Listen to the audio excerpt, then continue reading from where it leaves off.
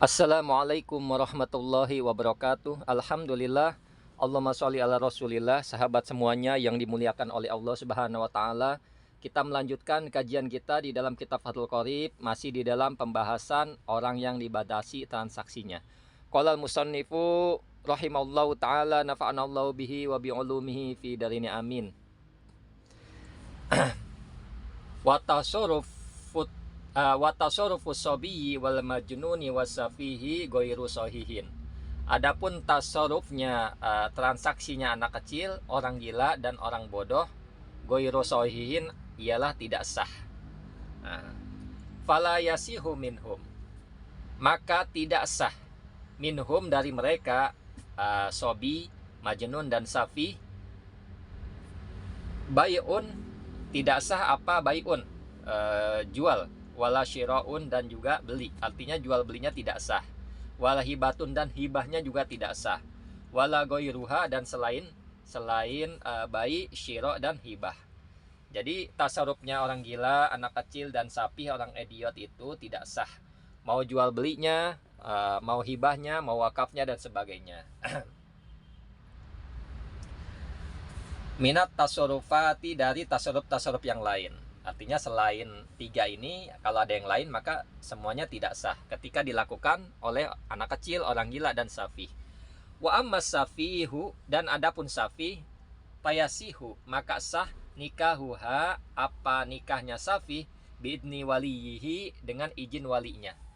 Jadi safi atau orang idiot, biar gimana pun orang idiot itu punya, orang bodoh itu punya nafsu, maka sah nikahnya. Artinya ya tadi sekali lagi dijelaskan bahwa kemarin telah dijelaskan tasarruf ini bukan hanya transaksi, namun dimaknai juga dengan makna lain, bertindak atau berbuat. Nah, di sini jadi tasarrufnya safi dalam nikah, artinya perbuatan safi orang bodoh itu dalam nikah, maka sah dengan izin walinya. Wa tasarruful muflisi wa yasihu fi dhimmatihi, dan transaksinya muflis, yasihu, ialah sah, fi dhimmatihi, di dalam tanggungannya muflis. Nah, kita lanjut dulu, nanti akan dijelaskan. Falau ba'a, seandainya menjual salaman, akan salam, to'aman, pada makanan. Maksudnya walau ba'a, jika menjual siapa muflis salaman, dengan akad salam, to'aman, akan makanan, au goirohu, atau selainnya makanan, awishtaro, atau membeli siapa muslim, kullan, pada tiap-tiap, minhuma, dari makanan dan selain makanan, bisa manin, dengan harga, fi dhimmatihi, di dalam tanggungannya muflis, soha, maka sah. Duna tasarrufi fi a'yani malihi, selain tasarrufnya muflis fi a'yani malihi, di dalam benda-benda atau barang-barang malihi, hartanya si muflis. Keterangan ini atau ibarah ini menjelaskan tasarrufnya muflis atau transaksinya orang yang bangkrut. Nah, ini tidak sah secara langsung. Kenapa demikian? Karena orang muflis itu orang yang bangkrut, yang nggak punya apa-apa. Seandainya pun dia punya apa-apa, pasti dia hartanya itu milik orang lain. Kenapa? Dia harus membayar hutang. Kan orang muflis ini ya orang hartanya sedikit dan nggak punya apa-apa, sedangkan utangnya banyak. Nah, ketika orang muflis mau bertasarruf atau bertransaksi, maka ini tidak sah dengan kontan. Seandainya dia punya harta, punya barang tertentu, dijadikan alat tukar atau alat beli. Nah, pada hakikatnya itu harta orang, dibuat beli sama dia, ini makanya tidak sah. Maka tasarrufnya muflis ketika kontan, tunai, maka ini tidak sah. Nah, seperti itu. Nah, kemudian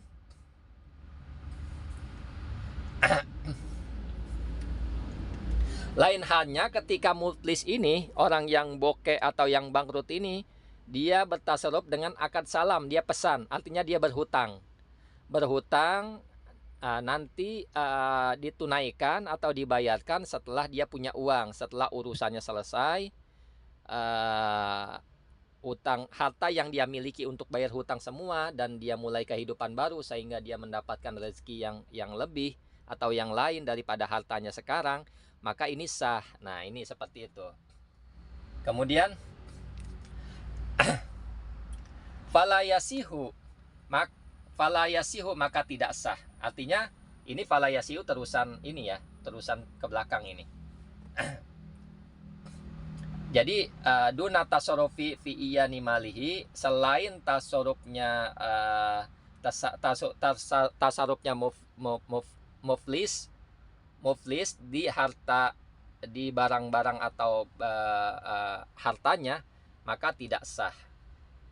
Maksudnya kalau muflis itu bertransaksi dengan hartanya saat ini, maka ini tidak sah. Lain halnya dia berhutang, bayarnya nanti kapan-kapan, tahun depan atau kapan-kapan yang kelihatannya dia akan melunasi hutang-hutangnya di waktu itu. Nah, seperti itu. Jadi poinnya adalah tasarrufnya orang muflis, orang bokeh itu secara kontan tidak sah.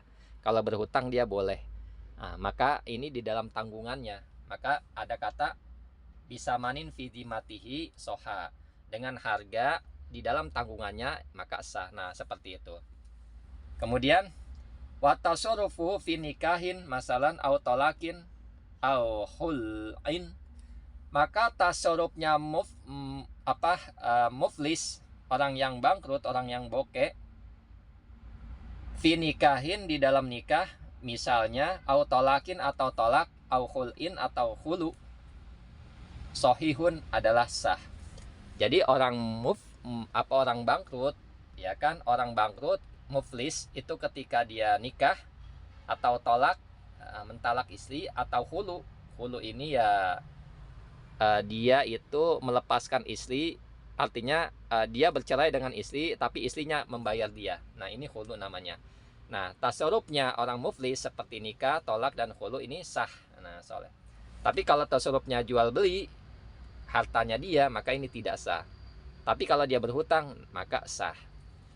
Kemudian wa ammal mar'atu, adapun perempuan al muflisatu, yang bokeh, siapa perempuan yang bangkrut, fa'in ikhtalat, apabila menghulu siapa perempuan ala ainin, atas benda, lam yasiha, maka tidak sah, audainin, atau atas hutang, fidimmatiha, di dalam tanggungannya mar'ah, soha, maka sah apa nikah. Nah, lain halnya kalau perempuan yang bokeh, artinya dia punya hartanya sedikit, atau dia punya hartanya atau dia tidak punya harta sama sekali. Sekalipun dia punya harta, maka hartanya hutangnya lebih banyak dari hartanya.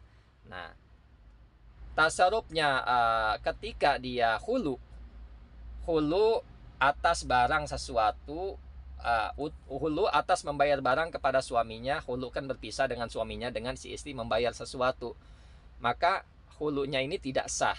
Nah, kenapa hulunya tidak sah? Ya, hakikatnya harta yang dia miliki seorang perempuan tersebut ya milik orang lain. Nah, gitu. Kemudian audainin, atau hulunya dihutang, nanti dibayar setelah memang dia ada uang. Nah, maka fidimatiha, di dalam tanggungannya perempuan, soha, maka sah apa hulu. Nah, apa hulu. Jadi gitu. Nah, mudah-mudahan dapat dipahami. Wa tasarruful maridi fi mazada ala sulus, dan tasarrufnya al-marid, transaksinya orang sakit, fima, di dalam barang, di dalam harta, zada, yang bertambah apa harta, ala sulus, atas sepertiga, maukufun, itu ditangguhkan ala ijazatil warosati, atas kebolehannya ahli waris. Jadi tasarrufnya orang yang sakit di dalam harta yang lebih dari sepertiga, maka ini ditangguhkan atas kebolehan ahli waris. Artinya orang yang sakit dan ketahuan mau meninggal, ini tidak boleh dia mengeluarkan hartanya dari sepertiga, karena selebihnya milik ahli waris, hak ahli waris. Kalau sehat dia tidak masalah, dia bertasarruf, membelanjakan hartanya seluruhnya, tidak masalah. Tapi kalau dia mau sakit dan mau meninggal, maka ini paling banyak adalah sepertiga, tidak boleh lebih ya. Gitu. Jadi kebolehannya kapan? Kebolehannya ketika ahli waris itu membolehkan. Nah, di sini. Fa'in ajazu, apabila membolehkan siapa mereka ahli waris, zaida pada tambahan ala sulus atas sepertiga soha, maka sah. Maka sah apa? Tasarruf. Jadi seandainya mereka membolehkan, semua ahli waris membolehkan atas tambahannya, maka ini sah. Wa illa fala, kalau tidak maka tidak sah. Wa ijazatul warosati, dan adapun kebolehannya ahli waris, warodduhum, dan adapun penolakannya ahli waris, halal marodi, hal dalam keadaan sakit. La yu'tabaroni, adalah tidak dianggap apa? Kebolehan dan penolakan. Jadi kebolehannya ahli waris maupun penolakannya ahli waris itu dalam keadaan sakit itu tidak dianggap. Jadi ahli waris membolehkan, ahli waris membolehkan, ahli waris menolak. Ini ketika dalam keadaan sakit. Nah, misalkan orang tuanya sakit, nah, ada anak-anaknya membolehkan mau menolak, maka ini tidak dianggap karena yang sakit ini, si bapaknya ini masih ada, hanya saja dalam keadaan sakit. Kemudian wa inna ma yu'tabaru dzalik, sungguh hanya saja yu'tabaru dianggap dzalika, maksudnya kebolehan dan penolakan, min ba'dihi, dari setelahnya, ay min ba'di mautil maridi, maksudnya adalah setelah kematian si orang sakit ini. Nah, ketika orang sakitnya telah meninggal, maka kebolehan dan penolakan ini berlaku. Ketika ahli waris membolehkan lebih dari sepertiga setelah meninggalnya si mayit, maka ini berlaku. Nah, seperti itu.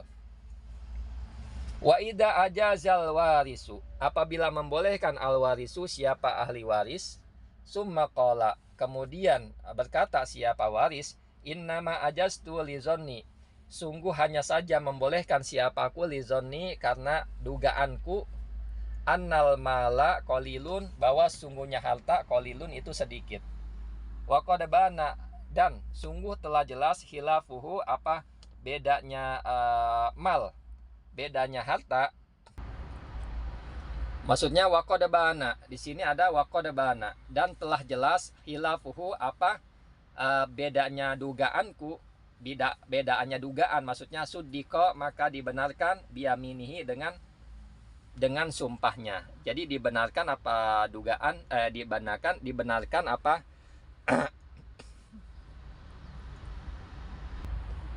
jadi dibenarkan apa waris, dibenarkan apa waris biyamini, dengan sumpahnya. Maksudnya adalah ketika membolehkan siapa ahli waris. Ahli waris itu telah membolehkan, artinya membolehkan lebih dari sepertiga. Kemudian ia berkata, saya membolehkan karena dugaanku bahwasanya sungguh harta itu sedikit. Kemudian tampak perbedaan dari dugaanku bahwa harta itu ternyata banyak, maksudnya begitu. Maka ia dibenarkan dengan sumpahnya. Artinya kalau ada kata biyaminihi, pasti ini terkait kasus di depan hakim. Si ahli waris telah menyerahkan hartanya banyak. Kemudian yang diserahkan itu berupa hartanya banyak. Kemudian ia mengira bahwa harta itu sedikit, ternyata banyak. Nah, si ahli waris ingin menarik kembali, artinya dia mengadu kepada hakim. Nah, maka ini dibenarkan ketika ia bersumpah di depan hakim, Wa tasarruful abdi, dan adapun tasarrufnya, transaksinya budak, alladzi, yaitu budak, lam yu'dzan, yang tidak diberi izin lahu padanya budak, fit tijarah, di dalam perdagangan. Yakunu fi zimmatihi, adalah di dalam tanggungannya budak. Jadi tasarrufnya budak, yang budak tersebut tidak diberi izin di dalam perdagangan, ialah ada apa tasarruf di dalam tanggungannya budak. Wa makna kaunihi, maksudnya makna keberadaannya budak fi zimmatihi, di dalam tanggungannya, maksudnya adalah annahu, bahwa sungguhnya budak, yutba'u, itu diikutkan apa budak itu diikutkan, ialah ditagi bihi, dengan abdun ba'da itkihi, setelah merdekanya abdun. Nah, jadi di sini adalah tasarrufnya budak yang tidak diberi izin pada budak tersebut di dalam berdagang, maka ada apa tasarruf di dalam tanggungannya budak. Nah, sekarang yang dimaksud dengan berada pada tanggungannya, wa mana kauni fi zimmatihi, maksudnya yang dimaksud dengan berada pada tanggungannya adalah semua tasarruf tersebut akan mengikut pada budak itu setelah ia merdeka, ketika ia merdeka. Jadi begitu. Ketika budak itu bertasarruf, ketika tidak diberi izin oleh tuannya, maka tidak sah. Namun ketika menjadi tanggungannya setelah diikutkan dia merdeka, maka ini sah. Nah, seperti itu. Kemudian Ida atako, apabila telah merdeka ia. Jadi maksudnya si A ini seorang budak, si B tuannya. Nah, ketika dia bertasarruf dengan orang lain, maka ketika tasarrufnya menjadi sah, harus tuannya mengizinkannya. Tuannya harus memberi izin. Namun ketika tuannya tidak memberi izin, dia boleh bertasarruf, hanya saja masih di dalam tanggungannya. Artinya dia jenisnya apa? Hutang. Ketika dia menyatakan nanti setelah merdeka saya akan membayarnya, atau bertransaksi, atau dan sebagainya. Jadi seperti itu. Ketika dia tasarrufnya berada tanggungannya ketika ia merdeka, maka ini sah. Fa'in azina lahu, jika mengizinkan lahu bagi budak as-saidu, siapa tuan, fitijaroh, di dalam perdagangan, soha, maka sah tasarrufuhu, apa tasarrufnya budak, bihasbi dalikal idni, dengan perkiraan atau dengan anggapan demikian izin tersebut. Jadi